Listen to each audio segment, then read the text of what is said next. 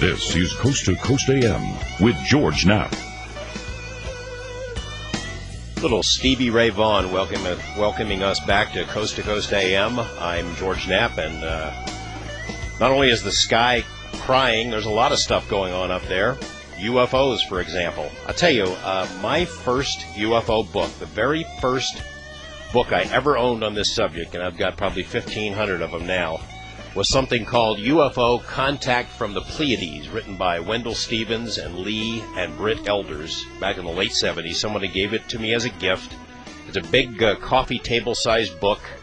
I don't know if you can even get it anymore, but it's filled with these incredible photos snapped in Switzerland of UFOs, crisp, clear, daylight photos, almost, you could say, too good to be true. And a lot of people believe they are too good to be true, but they're not true.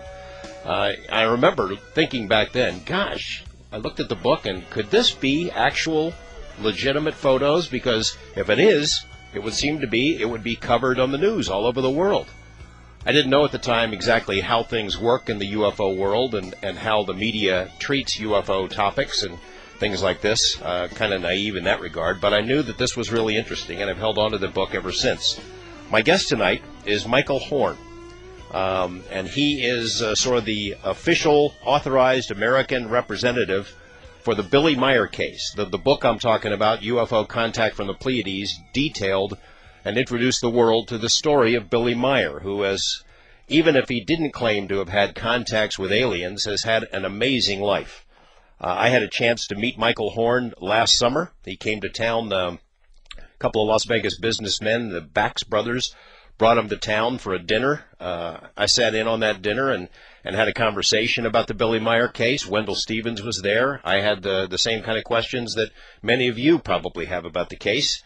We're going to get into it because little did I know, this is a matter after all these years that really inspires heated emotions among people and on both sides. So, Michael, welcome to the show.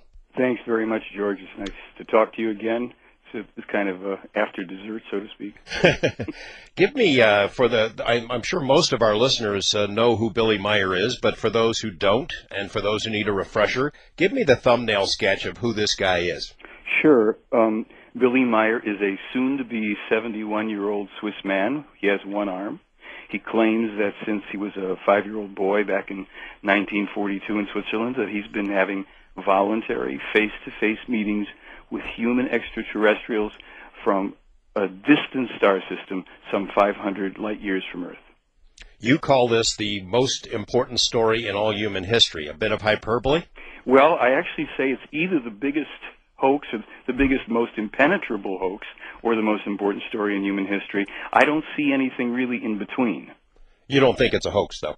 I don't. I would say at this point I'm absolutely convinced that the case is authentic, that it's real, but I always say that I cannot prove everything in it because there's certain time factors involved in some of the information.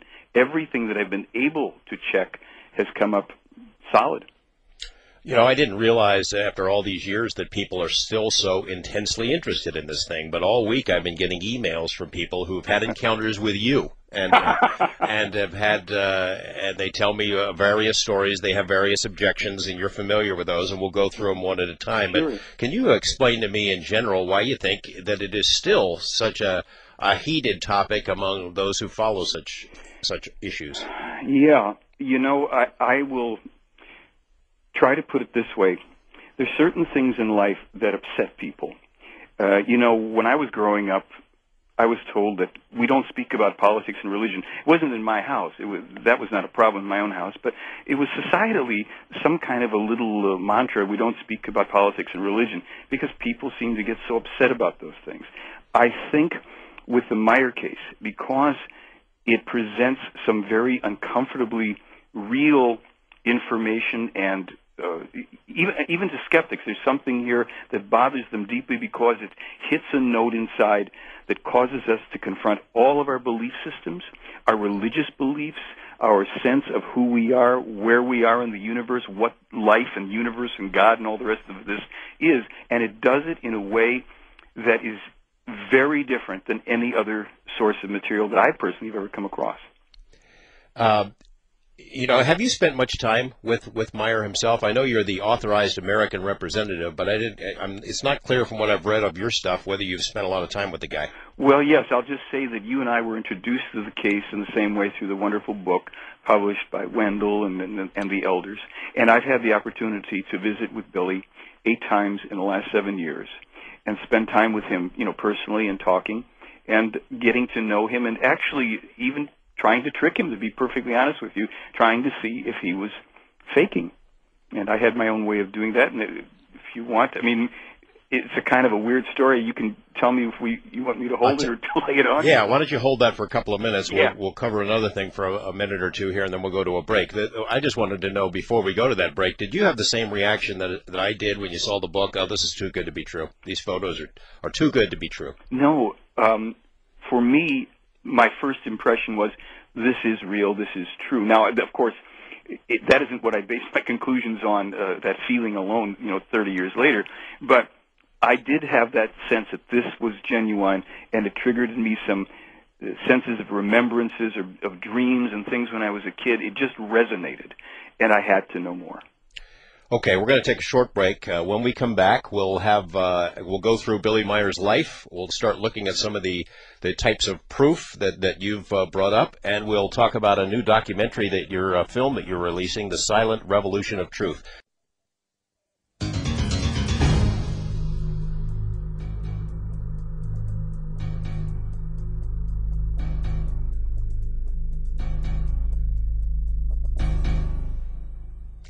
Welcome back to Coast AM. I'm George Knapp. My guest tonight, Michael Horn. He's just put out a new film, a documentary called The Silent Revolution of Truth. And I guess we're sort of the debut for it. We're talking about it. We can't show it on the air, of course, on the radio waves. But I watched it today, and it's Michael, it's a beautiful film. Thank you. It is. It's whether or not you believe it or don't believe the Billy Meier story, it's a great film. And I'll tell you what I like the best is you have an extra added attraction where you have the skeptic on, and you go through the arguments one at a time. We'll be doing the same sort of a thing a little bit later, but it's good that you address some of the most pointed criticism of the case. Well, if I can say one thing about that section, this is just to be perfectly blunt about it.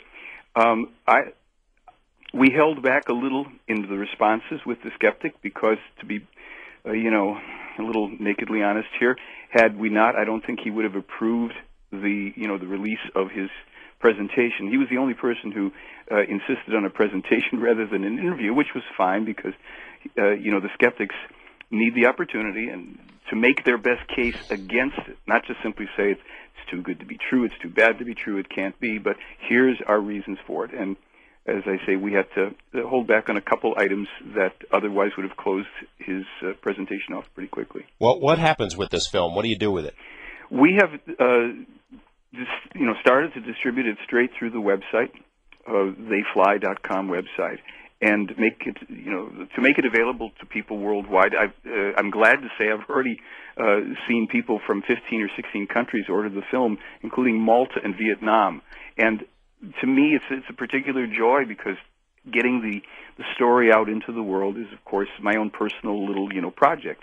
And to see without any advertising, because at my website I don't host any ads and I don't put ads out anywhere. Just I put out a lot of information as much as I can. And this show, Coast to Coast, has been enormously, wonderfully helpful to giving me an opportunity to make my case. This is like the 7th time that I've been able to be on the show, and so that has helped enormously for people who are looking for this kind of information or to check it out. So, well, we'll give you a chance to plug the film a little bit later and go into some more detail. But let's talk about Billy Meier now. Sure. You look at this thing, and I've read some of this stuff before, and his life it reads like a novel. I mean, Hemingway wishes he'd lived this life, even without the UFO stuff. Yes, exactly. I've said the same thing to people, George, that if you took the UFO ET component out, the man has lived the most amazing life on the planet. He's a kind of combination of Indiana Jones meets Lawrence of Arabia, and then you throw in Star Wars. Well, give us the chronology. We'll get to the UFO stuff in a minute, but give us the chronology, the rest of it.